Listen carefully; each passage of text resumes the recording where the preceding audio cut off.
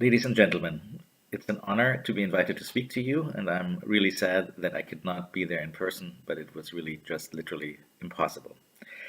I was asked to speak to you about the Young Scientists Code of Ethics that was developed in the context of the World Economic Forum.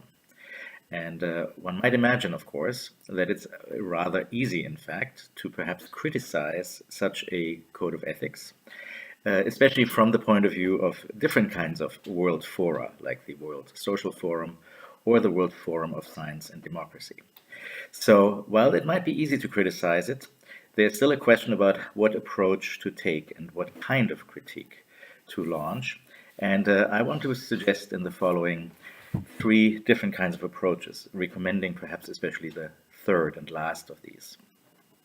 So, but before doing that, one obvious thing needs to be stated, and has been perhaps stated also and overstated by an editorial in the famous science journal Nature. Namely, one could say, what could possibly be wrong with young scientists thinking about themselves, reflecting on the role of science in society, and becoming self-aware, self-critical, and reflective. And you would have to say, and I think we all agree, that in principle there's nothing wrong with that, and it should be encouraged. And in fact, it is one of the very positive developments in our age that increasingly scientists actually do confront these questions and assume a kind of public role and deliberately want to shape this role and take some responsibility for what they do and how they interact with society. So there's nothing to be criticized here at this level. But once this basic fact has been acknowledged and appreciated, I think we need to move on with the kind of three critiques that I'm suggesting. And those critiques will all be showing that the initial positive impetus to reflect about one's own standing and one's own responsibility in science has to be complemented by far more far-reaching considerations.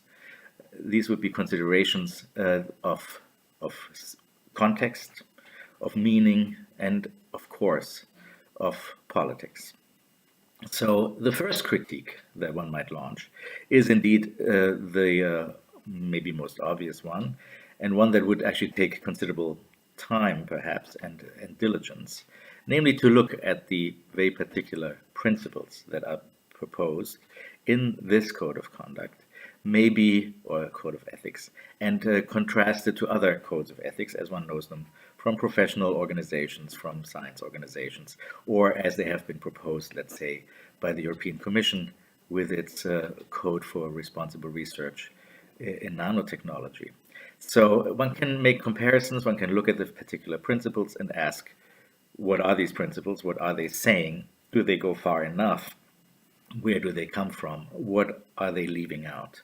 And what kind of picture of science and scientific responsibilities do they paint?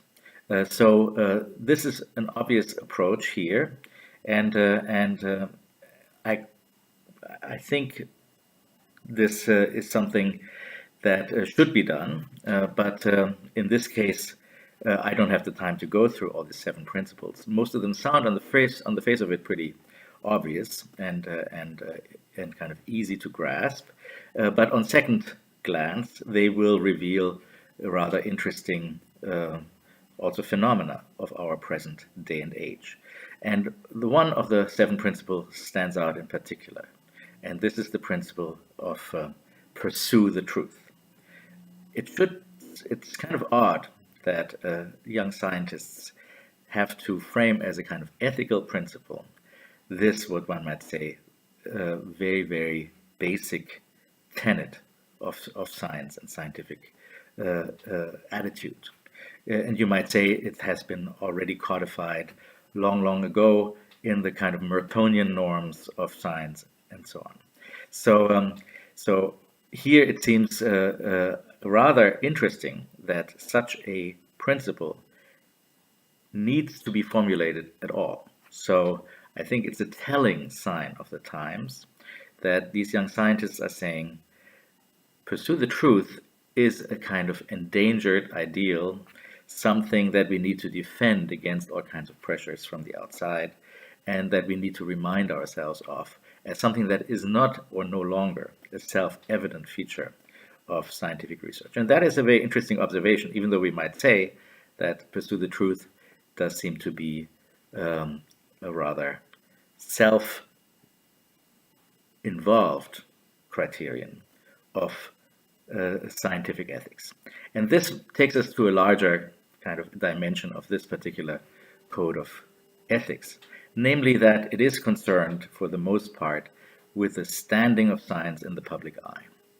So I think the basic motivation, the underlying anxiety of this code of ethics is the fear that science loses credibility, that science needs to stand up for itself, that it has to, through exemplary behavior, show and demonstrate to the world that scientists can be trusted and should be trusted. I think that is an underlying narrative, and it becomes especially clear in the introduction, and I will quote just one sentence from the introduction here. As academia is largely a self-regulated community, codes of ethics provide scientists with the support they need to safeguard high standards of behavior and to make explicit those social norms that allow individuals to operate independently. So, I mean, there's a lot of political theory, you might say, wrapped into this statement. But I think what is perhaps most telling about it is that you can easily also turn it around and say, this is not so much about something that flows out of the fact that academia is largely a self-regulated community where individual actors come together and regulate themselves in their daily pursuit of the truth or their research funds or whatever, but that instead, or on the contrary, this code of ethics is particularly designed to defend this idea of science as a self-regulated community, one that deserves to be self-regulated, and that where scientists can earn the trust of society to leave them be as independent actors by behaving in an exemplary manner. So this code of ethics, I think, is very much shaped as a kind of defensive move in this regard, and that there has to be this defense is in itself a very, very important feature of our day and age, and I think that this is a realization among the young scientists already makes them part of a larger conversation from which I wouldn't want to exclude them at all. So now this takes me to my second critique, and this is the critique that is actually perhaps the most familiar, and that is a critique of code of ethics in principle.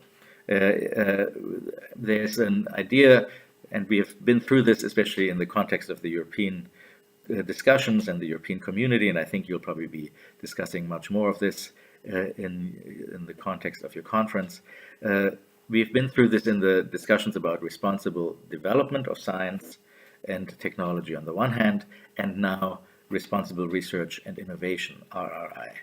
The shift from one to the other is precisely the shift away from the idea that a responsible development of science and technology is shepherded or safeguarded by voluntary codes of ethics that appeal very much to our individualist notions of responsibility and accountability, and that very much attribute power to the scientists individually to be a maker and shaper of the future and of society, and who therefore has to be, as an individual, ethically sensitive, ethically trained. That was in some sense, you might say, the older picture of responsible development, and it has been critiqued quite substantially, and I think responsible research and innovation is a response to that, one that takes the largely self-regulated community, but orients it towards public values in the research process and the very design of the research process and of the innovation system itself,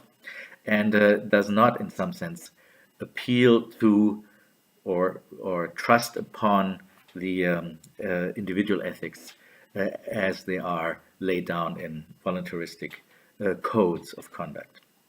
So this is the second critique, and that actually already implies finally the third critique, for which I have only a minute or so left, and that would be this very idea of how the notions of responsible development on the one hand, and notions of codes of conduct and codes of ethics overestimate the role of science and engineering, and especially of the individual scientists and engineers, and underestimate the role of politics. And I think we can see this very clearly in the picture, you might say, of of how we conceive decision making regarding science and technology.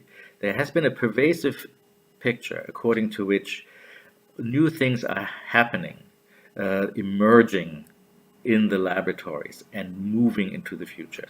And the places of decision are configured in a twofold way.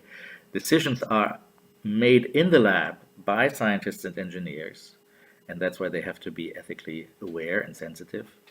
And decisions will be made in the future, and that's why we need to, as these technologies come upon us, and that's why we have to be prepared, right? So there's on the one hand the notion of public preparedness and developing tools to respond to the new as it will come out of the labs and confront us in our daily lives.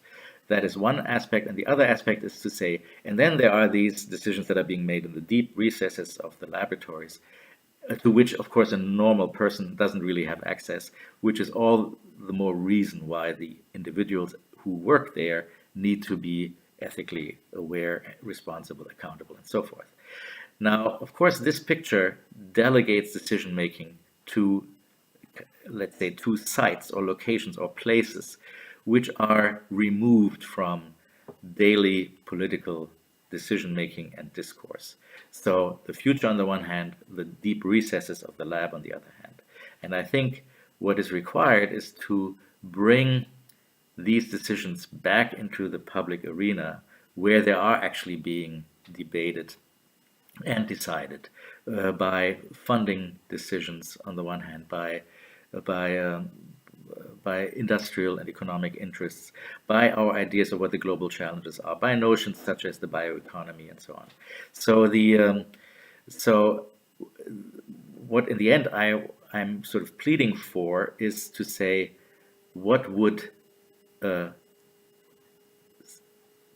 kind of sensible scientist actually do? What is, in some sense, the role of the reflexive scientist? I think the reflexive scientist's role is to return the issue to the public sphere, in some sense to refuse individual responsibility, and to kind of play the questions about emerging technologies and our sort of anxious obsessions almost with the new that will come from the recesses of the lab. The reflexive scientist will take these kinds of anxieties and return them to us and make them ready for our public deliberations in a public sphere where we can also look at them in terms of our aspirations of the present, in the present, for the, in some sense, immediate future or the care of the world as we know it in response to global challenges. So we do not need to delegate fearfully the threat and anxieties and the worries about technologies to some unknown places, as if these technologies were sort of self motivated developments that happen behind our backs and that will just come and take over. So this general last plea is sort of my takeaway message. I exceeded my time a little bit, I'm afraid. I hope not by too much. And I wish I was there for your discussions of these points. Thank you.